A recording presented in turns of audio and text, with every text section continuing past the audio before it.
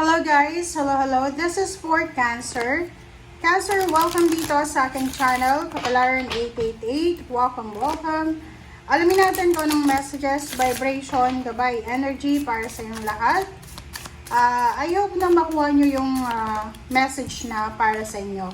So, tingnan natin Cancer kung ano ang mensahe, vibration, energy na possible na para sa inyo. So, please connect your intuition sa lahat ng baraha na dumarating or lalabas dito. Okay. Ang spiritual animal helper mo ngayon is frog and dragon. Okay, yung frog dito, tingnan mo. Sinasabi ng baraha dito, Cancer, na stepping into your power. Don't take a back seat in your story. It's time to step up. Next is dragon. Gaia's gateway. Access Earth's inner wisdom. So, sinasabi ng baraha sa'yo dito na sa mga Cancer na lalaking Cancer muna tayo. Lalaking Cancer, you have the access. Kumbaga, ngayong third week ng August, ikaw ay bibigyan ng access. Parang bibigyan kanya ng susi. Okay? Gaia's gateway. Ang Gaia's gateway, this is the portal. This is the new beginnings portal. Parang anong tawag dyan? Blessing portal. Prosperity and abundance portal. Para siyang pinto. Pinto siya na pwede siyang magbubukas ang pinto na to para sa'yo. Na parang pag nagbukas yung pinto na to, masisilaw ka sa sobrang liwanag. Like halimbawa nasa sitwasyon ka ngayon ng financial problems, emotional problems, psychological health problems, yung pinto na yan, pag binuksan mo yan, posibleng magdadala yan sa'yo ng clarity, ng liwanag. Like, halimbawa, kung may sakit, posibleng makakuha ka ng doktor na pagagalingin ka, wala kang trabaho, posibleng makakuha ka ng trabaho, relationship, maraming gulo sa pamilya, posibleng ang pinto na yan ay magbubukas para bigyan kayo ng katahimikan. Parang ganun. So, dito sinasabi na bibigyan ka, you will have the access. Access Earth's inner wisdom. Pag sinabing Earth's inner wisdom, financial. So, literal na financial. So, if you need financial help, sinasabi ng baraha sa'yo dito na meron ka na talento, meron kang talent, meron kang skills, Cancer, babae o lalaki ka man, na posibleng maging puhunan mo para kumita ng limpak-limpak na salapi. As a dragon, alam mo ba yung dragon, powerful siya. Powerful yung dragon eh. 'Di ba? Sa lahat ng parang history natin, yung dragon ay talagang kinakatakutan. Bumubugas siya ng apoy eh. 'Di ba? So dito sinasabi ng baraha na you will have the access or you already have the access. Meron ka niya eh. Meron ka na, isinilang ka na meron na dyan, na ganyang klase ng like for example, wisdom, talino, kaalaman, na pwede mong gamitin para maging powerful ka. Parang gano'n. So, ibig sabihin, kung ano yung craft na alam mo, tingnan mo yung kamay mo. Ano ba ang alam ng kamay mo na trabaho? Or ano ba, magaling ka bang magkumpuni ng sasakyan, magaling ka bang magsulat, magaling ka bang kung ano man ang galing ng kamay mo, or parang, hindi naman kasi lahat ng tao nabibiyayaan ng skills eh. Diba? May iba na magkakapatid, isa lang dyan ang magaling magsulat, like maging writer. Yung iba magaling magkumpuni ng sasakyan. Yung iba naman, electrician. Ano pa ba? Hindi naman lahat tayo isinilang na pwede tayo maging surgeon eh. Diba? So, sabi ng baraha dyan, gamitin mo kung ano yung meron ka na talento, na skills, para makuha mo kung ano yung gusto mong makuha sa mundo. Okay? Okay, frog. Stepping into your power. So yun, don't take back seat in your story. Wag kang masyadong nandun lang sa likod na nanunood lang. Para to sa lahat ng Cancer, babae ka man or lalaki. Like sa pamilya. Sa pamilya natin, mayroon na bida. 'Di ba? Mayroon tayong kapamilya na sila ay palaging nasa front seat, 'di ba? Sila ay palaging pinapaboran.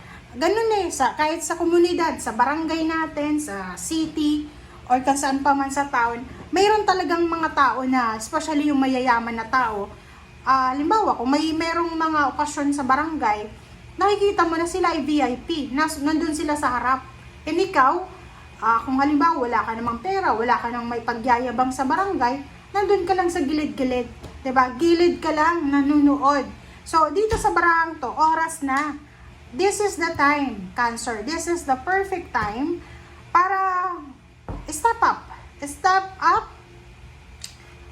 Bakit? Kailangan mo rin manood ng halimbawa, gusto mo rin umupo sa unahan 'di ba? So, oras na para mag-step up ka. Gawin mo kung ano yung gusto mong gawin. Kung gusto mong umunlad yung buhay mo, gawin mo siya as soon as possible. Okay? Huwag kang pumayag na naandyan ka lang sa likod palagi. Huwag kang pumayag na nasa backseat ka lang, nasa likod ka lang. Okay? Oras na para mag-shine. Oras na para ipakita sa mundo na ako, Cancer. As a Cancer, pwede rin ako yan sa harapan. 'Di ba? Okay, so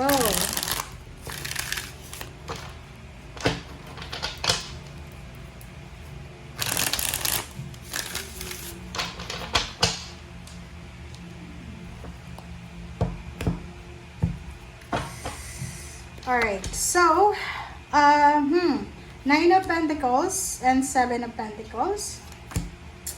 3 of Pentacles. Hermit. Ang ganda na ito, Cancer,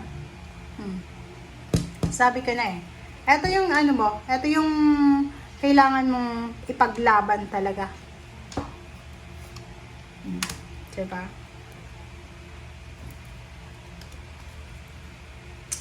Alright. Cancer. Kung makikita mo dito, etong 5 of Pentacles na to, ito yung parang natin ito yung bubog natin.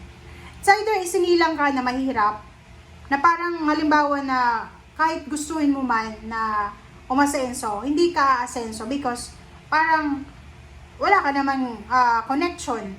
Like yung parents mo, wala namang connection sila sa taas. So, sinasabi ng bara sa'yo na yung paghihirap mo sa ngayon or paghihirap mo dati, it's because of lack of connection.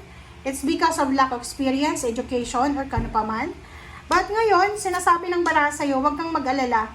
Kasi may pagkakataon sa buhay mo, maybe hindi pa ngayon, maybe hindi pa bukas, maybe hindi pa sa makalawa, but there's a chance here na merong mga tao na sila mismo yung lalapit sa'yo, Cancer, to offer their help.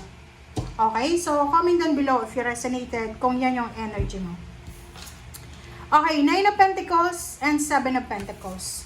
Nakikita ko sa'yo dito na meron ditong Cancer na sobrang sipag mo, sobrang galing mo sa trabaho.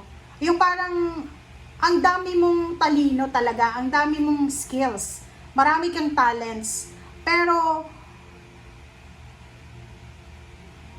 problema connection talaga Wala kang kakilala na pwedeng mag-showcase ng iyong connection or ng iyong talino.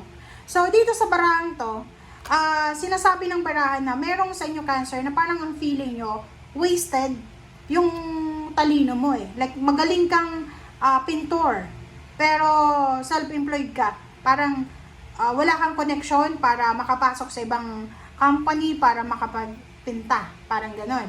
So, dito sa barahan to, sinasabi ng barahan na huwag kang masyadong malungkot. Huwag kang masyadong malungkot kasi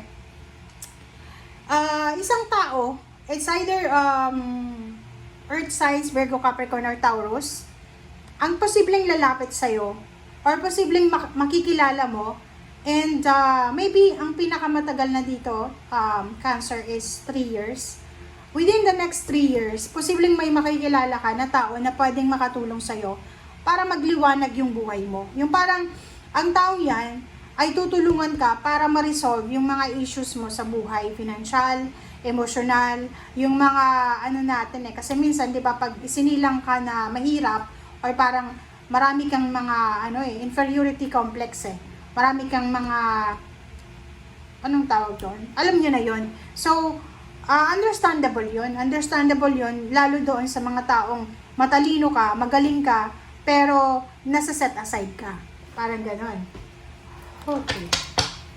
But, sinasabi ng baraha na within the next 3 years, meron na parang liwanag na hindi mo alam. Yun yung sabi dito sa portal na yan, na posibleng may magliliwanag sa buhay mo. Merong, for example, clarity, answer, confirmation ka na matatanggap na akala mo hindi mo na matatanggap pa. Alright. Last 4 cards tayo. And sa ilalim mo dito is 8 of Rods and 4 of Cups. So, kung ikaw ay naghihintay ng tulong, possible na makatanggap ka ng tulong. And yung 5 of Cups dito tsaka 7 of Swords, mag-iingat ka lang. Okay? Be careful sa mga taong pinagkakatiwalaan natin, lalo na sa emotion. Kung ikaw ay single, naghahanap ka ng relationship, mag-iingat ka sa paghahanap ng relationship kasi pwede kang ma-scam, pwede kang maloko, pwede kang iwanan. Kung babae ka, mag-iingat ka, baka mabuntis ka. And dito sa barahang 2 of Pentacles, sinasabi ng baraha, mag-iingat tayo, lalo na kung may ipon ka ng pera. Like, halimbawa may ipon kang pera, Cancer, babae ka man or lalaki, tapos may nag-aya sa'yo, nagyaya sa'yo na, oy, invest natin to. Huwag kang mag-i-invest agad-agad na ipapromise sa'yo na yung 100,000 mo magiging 1 million, yung 10,000 mo magiging 100,000, yung 1,000 mo magiging 10,000. Huwag kang maniniwala sa ganun. Okay? So, yun guys ang sinasabi ng baraha. Maraming salamat sa panonood. Bye!